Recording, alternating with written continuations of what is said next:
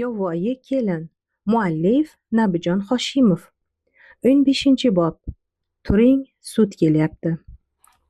Sud jarayoni katta shov-shuvga sabab bo'ldi. Tumanning barcha faollari, oqsoqollar, xotin-qizlar kengashi raislari, masjid imom-xatiblari, fuqarolik holatini qayd qilish idoralari mudirlari va boshqa sudda qatnashish istagini bildiruvchilar soni ko'payib ketgani uchun uni tuman madaniyat saroyida o'tkazishga to'g'ri keldi. Bilmagan odam bu yerda ashaddiy jinoyatchining ishi ko'rilmoqda deyishi mumkin edi. Sahnaga 2 minbar qo'yildi. O'rtaga sudyalar, orqadagi ekranda daliliy hujjatlarni ko'rsatish uchun kinoproyektor tayyorlab qo'yildi. Guvohlarga ham sahnaning bir chetidan joy qilindi. Bir chetga esa jabrlanuvchi sabohatni o'tkazishdi. "Turing, sud kelyapti" degan ovoz jarangladi. Butun zal o'rnidan qo'zg'aldi. Sudya raisi bugungi sud majlisining sabab mohiyati haqida qisqacha axborot bergach, birinchi bo'lib ayblanuvchi minbariga Akromjon akani taklif qildi. "Akromjon akaga mening faqat 2 savolim bor", dedi qoralovchi sudyaga murojaat qilib. "Marhamat", dedi sudya. "Aytingchi, nima uchun zaksdan o'tmadingiz?" "Bunga hojat yo'q deb o'yladim. Yoshing bir joyga borib qolganidan keyin nikohlashni yetarli debman", dedi ota. "Agar taqdir nasib qilib jabrlanuvchi Sulton va Sabohatxon oqlansa, ya'ni pokizaligi isbotlansa, siz zaksdan o'tarmidingiz?" "Albatta o'tardim", deya javob berdi ota ikkilanmay. "Bo'ldi, menda bu kishiga savolim yo'q. Ularni nikohlagan domlani taklif qilinglar", dedi sudya. Sahnaga oshqovoqdan kichikroq salla kiygan va ingichka soqol qo'ygan to'ychi mulla chiqib keldi. "Siz nima uchun ularni zakssiz nikohladingiz?" deb so'radi sudya. "Ha, endi iltimos qilishuvdi-da. Bugungi sud sizning aybingiz bilan bo'lyapti. Chunki zaksdan o'tilganida dabdurustdan ajrashishmasdi. Ularning fuqarolik huquqlari qonuniy himoyaga olinardi. Mana shunday noqonuniy turmush qurishlar oqibatida ko'plab oilalar shoshma-shosharlik bilan buzilib ketmoqda. Ayniqsa ayollar tomonidan o'z joniga qasd qilishlar sodir etilmoqda. Bolalar yetim qolmoqda. Jamiyatimizga ziyon zahmat yetmoqda. Bunga sizga o'xshagan pul uchun iymonini sotishga ham tayyor chala mullalar sababchi. O'rtoq kotib, labbay o'rtoq sudya, bayonnomaga kiritib qo'ying. Bu kishi noqonuniy nikoh o'qiyotgani uchun tegishli jarima solinsin va nikohlash huquqidan mahrum qilinsin. Bu narsa boshqalarga ham saboq bo'lsin. Marhamat, davom etamiz." Guvoh Hidoyatxon taklif etildi. Hidoyatxon ham faqat haqiqatni so'zlashi va yolg'on ma'lumot bergudek bo'lsa, qonun oldida tegishli javob berishi haqidagi hujjatga imzo chekdi. "Hidoyatxon, siz Sabohatxonni ilgari tanirmidingiz?" "Ha, eshitgandim." "Kimdan?" "Odamlardan." "Odamlar nima deyishgandi?" "Uni yomon, suyuqoyoq deyishgandi." Zaldagilar uvullab yuborishdi. "Ukangiz Anvar bilan ular o'rtasidagi munosabatdan xabaringiz bormidi?" "Ha, bir aytuvdi." "Voy o'lmasam", deb yubordi zalda bolasi bilan o'tirgan Anvarning xotini ko'zlari ola-kula bo'lib. "Nima degandi?" "Aytishim shartmi?" "Shart. Aytuvdi-da, oyog'i cho'loq bo'lsa ham fohisha ayol ekan deb." "Qachon?" 2 yilcha bo'ldi." "Demak 2 yil burun sizga ukangiz aynan shu ayol to'g'risida, u bilan tanishib qolgani, fohisha ekanligi haqida gapirgan, to'g'rimi?" "To'g'ri." "Yana nima qo'shimcha qila olasiz?" "U ham icharkan, chekarkan." "Bo'pti, rahmat, boshqa savolim yo'q. Men ukamga boshqa bu ayolga borma deganman, keyin o'zi bormaganda." Zaldagilar bir-birlariga qarab kulishib shivirlasha boshladilar. "Tinchlaninglar", dedi sudya bolg'achasini taq etkazib. Navbatdagi guvoh, marhamat. Sahnaga Saodat chiqdi. "Men bu ayolni ilgari ko'rmaganman, lekin opamning gaplarini to'liq tasdiqlayman." "O'tiring, navbatdagi." "Men ham shu Sabohatxon opani birinchi marta otam bilan birga ko'rdim." "O'tiring, qani marhamat, Anvarjon." Anvar hayajonlanar, peshonasidan va bo'ynidan tinimsiz ter oqayotgani uchun hadeb artinardi. U hujjatga qo'l qo'yarkan, qo'llari tinimsiz titramoqda edi. "Anvarjon, siz advokatga bergan ko'rsatmangizning to'g'riligini tasdiqlaysizmi?" "Ha." "Unga biror o'zgartirishlar kiritmoqchi emasmisiz?" "Yo'q." "O'rtoq advokat, bu kishining ko'rsatmalarini o'qib eshittiring." "Xo'p, bo'ladi." Anvar Qurbonovning bergan ko'rsatmasiga ko'ra, u Sabohat Sultonovani 2 yildan buyon taniydi. U bilan shahardagi Oxunboboyev ko'chasi 12-uy 4-xonadonda tanishgan. Bu xonadonda Nozima ismli kampir istiqomat qilgan. Iltimos, shu yerda to'xtab turing. Hozirgi aytilgan xonadon sohibi va mahalla oqsoqoli, marhamat, so'z sizlarga. Sahnaga bola ko'targan o'rta yashar ayol bilan shlyapa kiygan ziyoli keksa kishi chiqishdi. Men aytib o'tilgan manzildagi mahallaning 10 yildan buyon oqsoqoliman. Bu xonadonni yaxshi bilaman, chunki o'zim qo'shni podyezdda 11-xonadonda turaman. Bu oila juda zamonaviy, ahil oila. Mana bu kishi Muxtasarxon bilan Muxtorjonlar shu uyda 7 yildan buyon istiqomat qilishadi. Muxtorjon o'qituvchi, Muxtasarxon mahallamizdagi bog'chada tarbiyachi. Ular juda intizomli, odobli oila. Men mana bu yigit aytayotgan gaplarni mana shu oila sha'niga qilinayotgan tuhmat deb bilaman. Mening ismim Muxtasar. Bu kishiga bilmadim nima uchun bizning oilani qora qilish kerak bo'lib qoldi. Avvalo bu kishini tanimayman. Umuman mahallamiz bo'yicha birorta ham qo'shmachi bo'lmagan. Nozima degan kampir umuman yashamagan. Rahmat sizlarga, bo'shsizlar. O'rtoq advokat, davom eting. Zaldagilar shivir-shivir qila boshladilar. Sudya tinchlaninglar degandek bolg'asini bir urib qo'ydi. Anvarning yuzi qizarib ketdi. Men qo'shimcha qilmoqchiman. Mazkur xonadonda hech qanday yong'in ham qayd etilmagan va hech kimga kuygani uchun tez yordam ko'rsatilmagan. Kerakli ma'lumotnomalar bor. Anvarjonning aytishicha, Sabohatxon fohisha bo'lgan, spirtli ichimliklar qabul qilgan va sigareta chekkani uchun yong'in sodir bo'lib, tanasi kuygan ekan. Mana yong'inga qarshi kurash bo'limi va tez yordamdan olingan ma'lumotnomalar. Uzr Sabohatxon, siz qachon kuygan edingiz va qaysi kasalxonada davolangansiz? Deb so'radi sudya. Sabohat o'rnidan turdi. 1 yil burun o'zimga o'zim benzin quyib yoqqanman. Keyin meni kuyganlar markaziga olib ketishgan. U yerda 7 oy yotdim. Rahmat, o'tiring. Shu gapni tasdiqlovchilar bormi? Bor, dedi bir kishi qo'l ko'tarib. Marhamat. Men kuyganlar markazining bosh hakimi bo'laman va bu kishining gaplarini tasdiqlayman. Ahvoli og'ir edi. U kishini Beshkapa qishlog'idan olib kelishgandi. Shu payt bir kishi qo'l ko'tardi. Bu o'sha futbol o'ynayotgan bolalarni Sabohatga qarshi qayragan shlyapali kishi edi. Unga so'z berishdi. Men Beshkapalik Sunnatov bo'laman. Bu opani o'z-o'zini benzin bilan yoqib yuborganini o'z ko'zim bilan ko'rganman.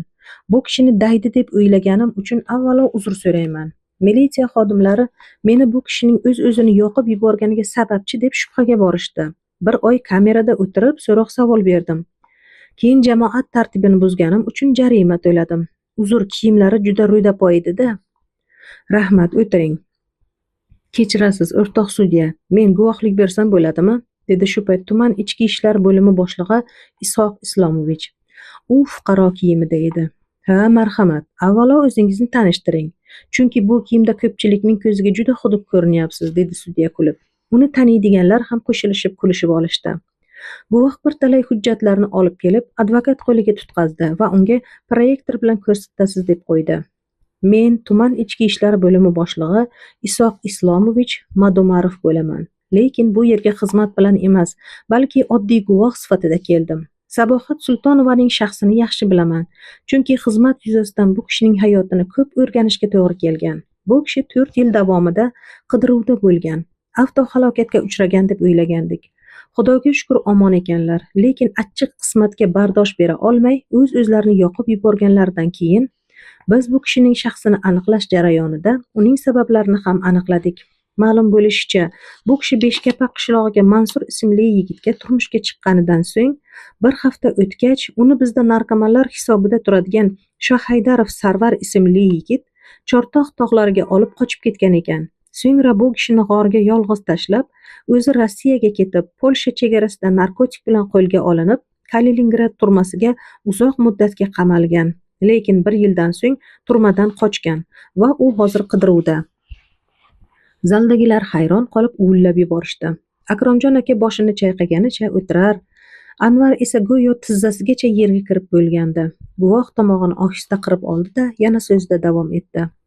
Bu ishlardan bexabar bo'lgan Sultonova Sabohat o'sha borib bo'lmas uzoq tog' va toshlardagi g'orda yarim yil zanjirband holatda yashab, Sarvarni kutgan va daragi bo'lmagach o'zi yo'lga tushgan. Shuning uchun u yovvoyilashib, po'stak terilardan kiyim tikib kiyib olgan, lekin uni hech kim qabul qilmagan, yordam bermagan, aksincha hamma uni masxara qilgan, xo'rlab haydagan. Shuning uchun o'z-o'zini yoqib yuborgan. Mana uning o'sha kungi suratlari. Ko'rsatvoring iltimos. Ekranda Sabohatning voqea joyidagi va kasalxonadagi suratlari, ekspertiza xulosalari haqidagi hujjatlar aks etdi. Hujjatlar birma-bir ko'rsatildi. Barcha yig'ilganlar tang qolishdi. Anvar xuddi igna ustida o'tirgandek bezovtalanar va opasi Hidoyatga yeb qo'ygudek olayib qarardi. Akromjon aka esa xotirjam edi. Hidoyat o'rnidan turib chiqib ketmoqchi bo'ldi, lekin uni ushlab qolishdi. Guvohga bir savolim bor, mumkinmi, deb so'radi qoralovchi. Marhamat, dedi sudya. Aytingchi, o'sha Mansur deganingiz hozir qayerda? Bu kishini tanirmikan? Men e'tiroz bildiraman. Bu ishga Mansurning aloqasi yo'q, dedi advokat. Sabohat bir cho'chib tushdi. Qanday dahshat. Hozir uni men bilan yuzlashtirishsa-ya, nima deyman, dedi u o'z-o'ziga fikran. E'tirozingiz qabul qilinadi, dedi sudya. Zarur bo'lsa, uni hoziroq topib kelamiz, dedi Isoq Islomovich. Yo'q, hojat yo'q. O'tiring, rahmat, dedi sudya. Sabohat anchagina yengil tortdi. Hayajondan yuragi gupillab urmoqda edi, lekin Sarvar haqidagi gaplar uni o'ylantirib qo'ygandi. Axir u Polsha fuqarosi bo'lib olibdi-ku.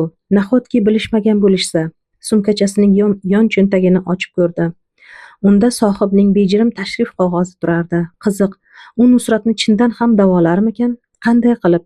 Yo bu yerda biror boshqa maqsad bormikan deb o'ylarkan, negadir ko'ngli noxushlikni his qila boshladi.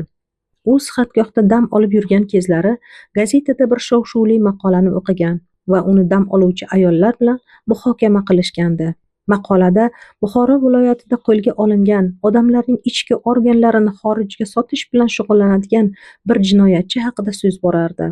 U necha bemorlarning kerakli organlarini operatsiya paytida olib qolib, o'ldirib yuboradigan doktor ekan.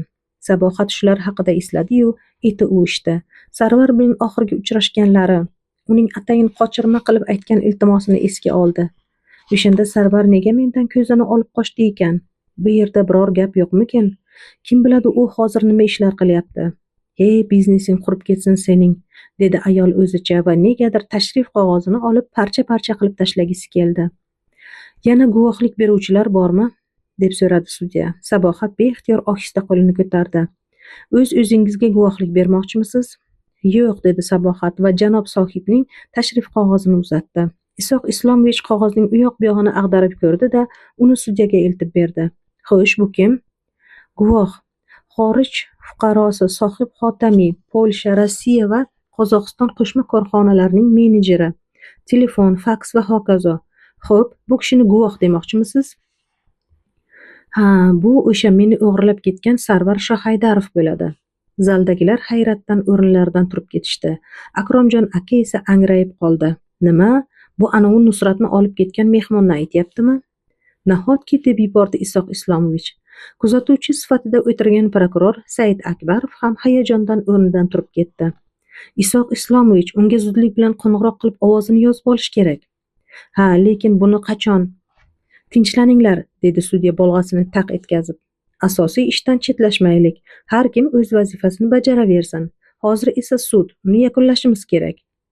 Men talab qilaman, Sabohat Sultonovaning o'zi o'sha yigitga qo'ng'iroq qilsin. Ularning gapini bir eshitaylik, dedi qoralovchi.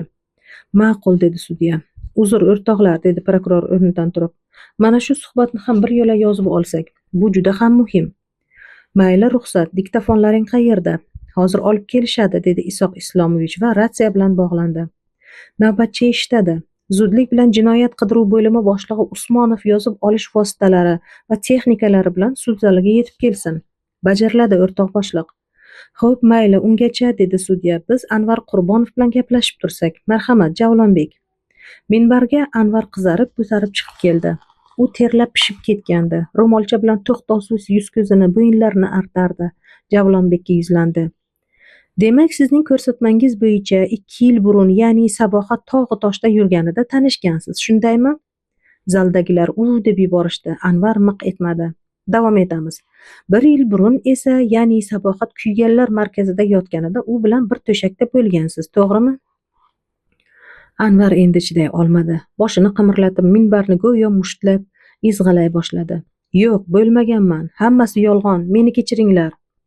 Demak, siz fuqaro Sultonova Sabohatning fohisha emasligi, uning pokiza ayol ekanligini va o'zingizning tuhmat qilganingizni tan olasizmi? Ha, tan olaman. Zal junbushga keldi. Iflos, yaramas degan so'zlar aytila boshlandi. Akromjon aka boshini changallab qoldi. Sabohat unga qarab, ishqilib yuraklari xuruj qilib qolmasaydi degan fikrga bordi. O'rtoq sudya, menda boshqa savol yo'q, dedi advokat g'olibona.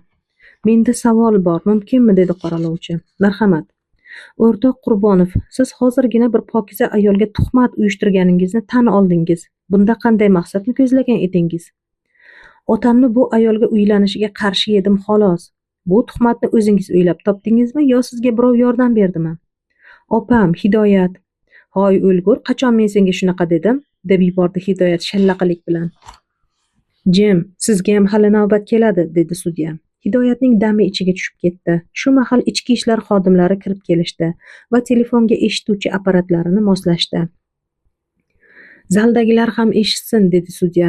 Sabohatxon, kelingchi, faqat sudda ekanligingizni aytmang, iltimos. Xo'p bo'ladi, dedi Sabohat. Unga pan sohibning raqamlarini terib, go'shakni berishdi. Alo, Sarvar aka, assalomu alaykum. Va alaykum. Men Sabohatman. Rostdanmi? Qayerdan qo'ng'iroq qilyapsan? Pochtadan. Yaxshi yuribsanmi? O'sha kuni seni uchratib qotib qoldim. Men seni qidirib, o'tgan yili Jannatg'orga boruvdim. Ketib qolgan ekansan. Bir qabrni ko'rib qo'rqib ketdim. Meni o'lgan deb o'yladingizmi? Qabrni ochib ko'rdim, bir hayvon chiqdi. Nima? Deb yubordi Sabohat hayajonlanib. Qo'lidan go'shak tushib ketay dedi. Nima qilib qo'ydingiz? Axir u meni kiyigim-ku. Tog'dan qanday kelding? Meni Safaryor tog'a olib kelib qo'ydilar. Endi hammasi yaxshi bo'ladi. Men seni Polshaga olib ketaman. Yo'q, ishonmayman. Siz mening hayotimni rasvo qildingiz. Axir qamalib qoldim-da. Hozir bu yerda nimalar qilib yuribsiz? Yangi biznes odamlarini yollayapman. Nusratchi, uni nima qildingiz? Allo, Sabohat, sen xavotir olma. Nusratni bir ilojini qilib qaytarib yuborishga harakat qilaman. Akromjon aka o'rnidan dast turib ketdi. Sudya unga jim ishorasini qildi. Nima, nega? Deya o'smoqchilab so'radi Sabohat.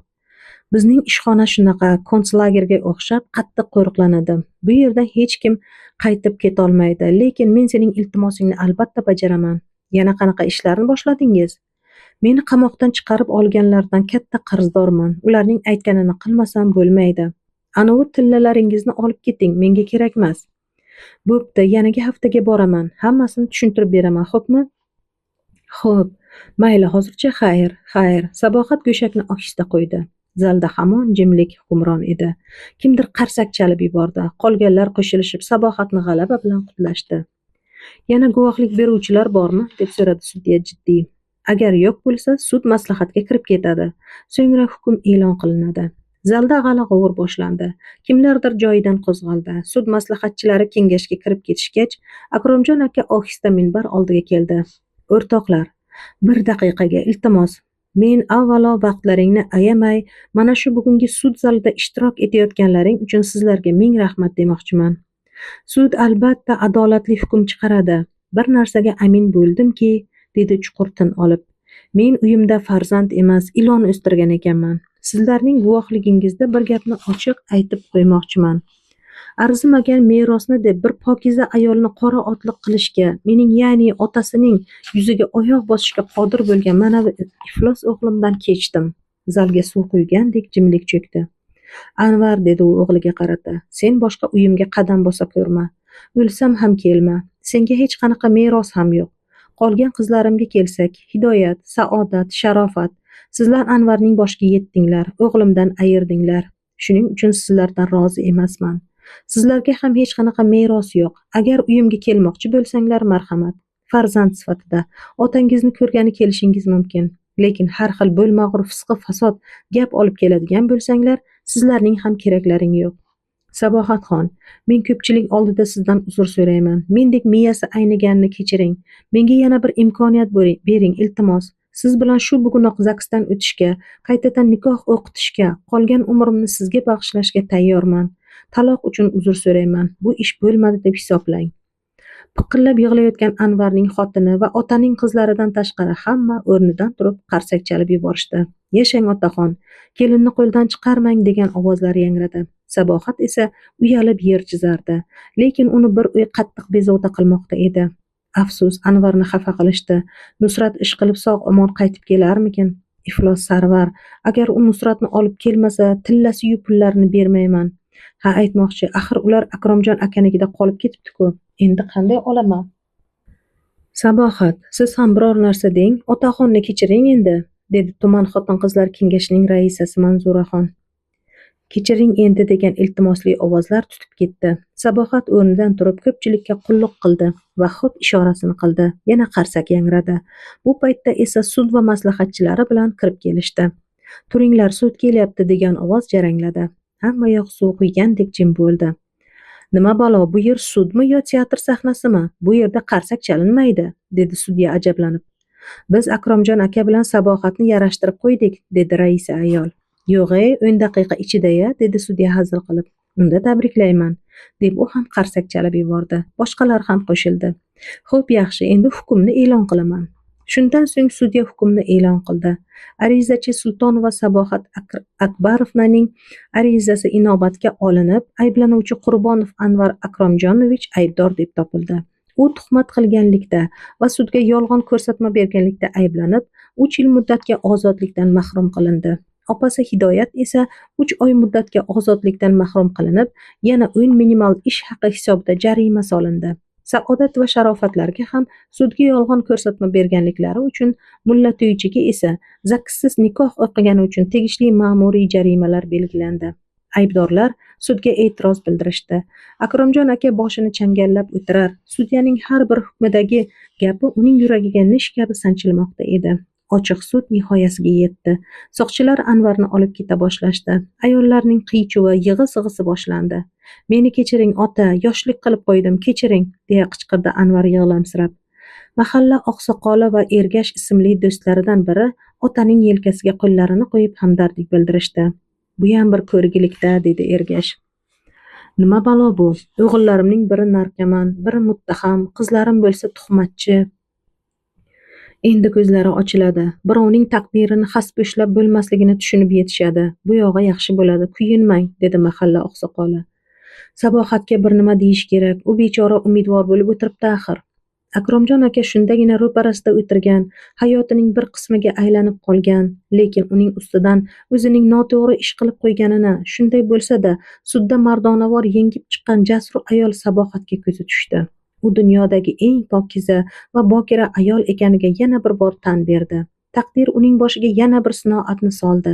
Biroq ayol bunisiga ham bardosh berdi.